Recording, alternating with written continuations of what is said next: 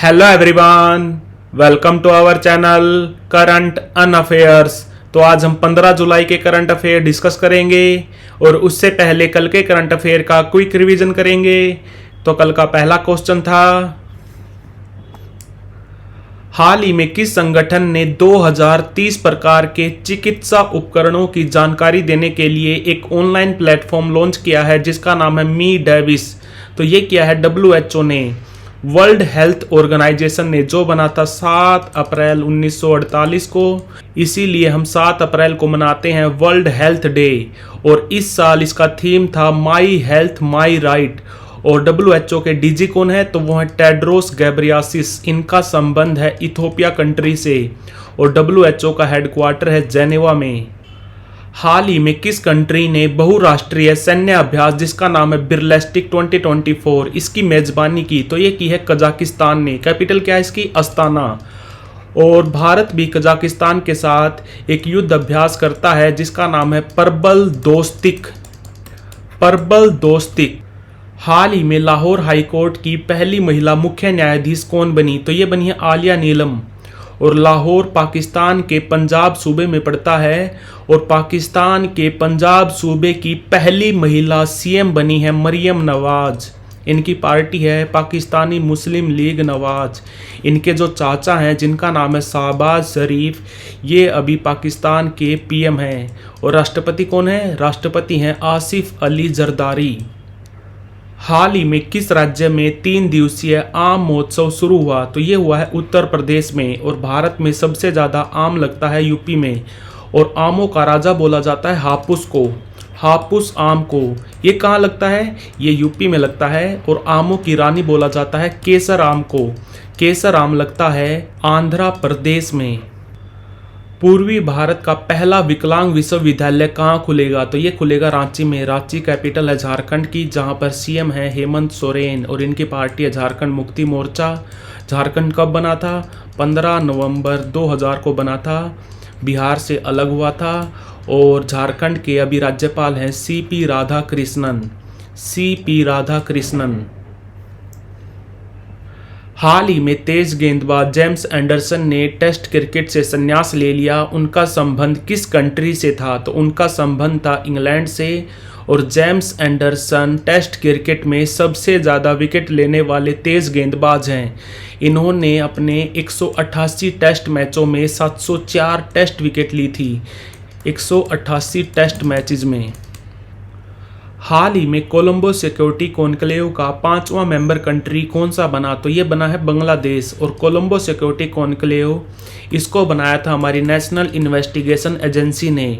और Colombo security conclave की पहली बैठक हुई थी 2011 में। और इसका मुख्य काम होता है इंटरनेट मिसयूज और टेररिज्म को काउंटर करना। कोलंबो सिक्योरिटी कॉन्क्लेव में पहले 3 मेंबर कंट्री थे, भारत, श्रीलंका और मालदीव। बाद में इसमें मॉरिशस जुड़ा और अभी इसका 5वां मेंबर कंट्री बना है बांग्लादेश। हाल ही में भारत सरकार ने किस दिन को संविधान हत्या दिवस के रूप में मनाने का निर्णय किया है? तो आंसर इसका 25 जून। क्यों 25 जून? 1975 को इंदिरा गांधी जी ने इमरजेंसी लगाई थी। हाल ही में किसे हांस वॉन हेंटिंग अवार्ड से सम्मानित किया गया? ये अवार्ड जर्मन सरकार देती है। ये दिया गया है तमिलनाडु के रिटायर्ड प्रोफेसर के चोकलिंगम को। तो बढ़ते हैं आज की वीडियो की तरफ। आज का पहला क्वेश्चन है, हाल ही में हुए विंबलडन में महिला एकल का खिताब किसने जीता? तो ये जीता बारबोरा क्रेजसिकोवा ने। इनका संबंध है चेक रिपब्लिक से और इन्होंने फाइनल में हराया जैस्मिन पेलोनी को। इनका संबंध है इटली से। और ये तो बात हो रही महिला एकल की। अभी पुरुष एकल का फाइनल होना है आज। किसके किसके बीच में? कार्लोस अलकराज के बीच में वर्सेस नोवाक जोकोविच। नोवाक जोकोविच का संबंध है सर्बिया से और कार्लोस अलकराज का संबंध है स्पेन से। कार्लोस अलकराज विंबलडन के डिफेंडिंग चैंपियन हैं और नोवाक जोकोविच विंबलडन को 7 बार जीत चुके हैं। जैसा कि आपको पता है साल में 4 ग्रैंड स्लैम होते हैं। साल की शुरुआत में होता है ऑस्ट्रेलियन ओपन। ऑस्ट्रेलियन ओपन में पुरुषों में जीता है जैनिक सिनर ने, महिलाओं में जीता है अरियाना सबालेंका ने। और इसके बाद हुआ था फ्रेंच ओपन। फ्रेंच ओपन में पुरुषों में एकल खिताब जीता है कार्लोस अल्कराज ने, महिलाओं का एकल खिताब जीता है ईगा स्विएतेक ने। और अभी हो रहा है विंबलडन। विंबलडन के बाद होगा यूएस ओपन। और आपको बता दूं, यूएस ओपन और ऑस्ट्रेलियन ओपन ये दोनों होते हैं हार्ड सरफेस पे। जो फ्रेंच ओपन होता है वो होता है रेड क्ले पे, और ये विंबलडन होता है ग्रास पे यानी कि घास पे, ये भी याद रखना। तो विंबलडन में महिला एकल का खिताब जीता है बारबोरा क्रेज़िकोवा ने। इनका संबंध है चेक रिपब्लिक से। और सबसे ज़्यादा ग्रैंड स्लैम किसने जीते हैं, तो वो जीते हैं नोवाक जोकोविच ने। नोवाक जोकोविच अभी तक 24 ग्रैंड स्लैम जीत चुके हैं। हाल ही में नीति आयोग द्वारा जारी एसडीजी इंडिया इंडेक्स 2023-2024 में शीर्ष पे कौन सा राज्य रहा, तो टॉप किया है इस बार केरल राज्य ने। एसडीजी यानी कि सस्टेनेबल डेवलपमेंट गोल, टोटल हमारे 17 सस्टेनेबल डेवलपमेंट गोल हैं, जिसमें हमारे 169 टारगेट हैं जिन्हें हमें 2030 तक कंप्लीट करना है। और 232 इंडिकेटर हैं। इंडिकेटर क्या होते हैं, जिनसे हमें ये पता चल सके कि टारगेट कितने अचीव हो चुके हैं, कितने करने बाकी हैं। बात करें अगर नीति आयोग की, तो नीति आयोग बना था 1 जनवरी 2015 को। चेयरपर्सन कौन है, तो प्रधानमंत्री होते हैं जो अभी मोदी जी। और वाइस चेयरमैन कौन है, तो वो है सुमन बैरी। और सीईओ हैं BVR सुब्रमण्यम। तो आंसर इसका केरल। हाल ही में किस राज्य सरकार ने मुख्यमंत्री मंगला पशु बीमा योजना शुरू करने की घोषणा की है, तो ये किया राजस्थान की सरकार ने। और इस मुख्यमंत्री मंगला पशु बीमा योजना के तहत दूध देने वाली गाय और भैंसों का 5-5 लाख रुपए तक का बीमा किया जाएगा। और जो ऊँट हैं, ऊँटों का 1 लाख रुपए तक का बीमा किया जाएगा। ये तो बात हो रही है पशुओं की। अगर बात करें इंसानों की, तो राजस्थान की सरकार ने राजस्थान के लोगों के लिए एक मुख्यमंत्री चिरंजीवी योजना स्टार्ट कर रखी है स्वास्थ्य बीमा के लिए। मुख्यमंत्री चिरंजीवी योजना के तहत 1 साल में एक फैमिली को 25 लाख रुपए तक का स्वास्थ्य बीमा प्रोवाइड किया जाता है राजस्थान की सरकार के द्वारा। और अभी पशुओं के लिए मुख्यमंत्री मंगला पशु बीमा योजना स्टार्ट की है राजस्थान की सरकार ने। हाल ही में टेस्ट क्रिकेट में 6000 रन और 200 विकेट लेने वाले दुनिया के तीसरे ऑलराउंडर कौन से बने।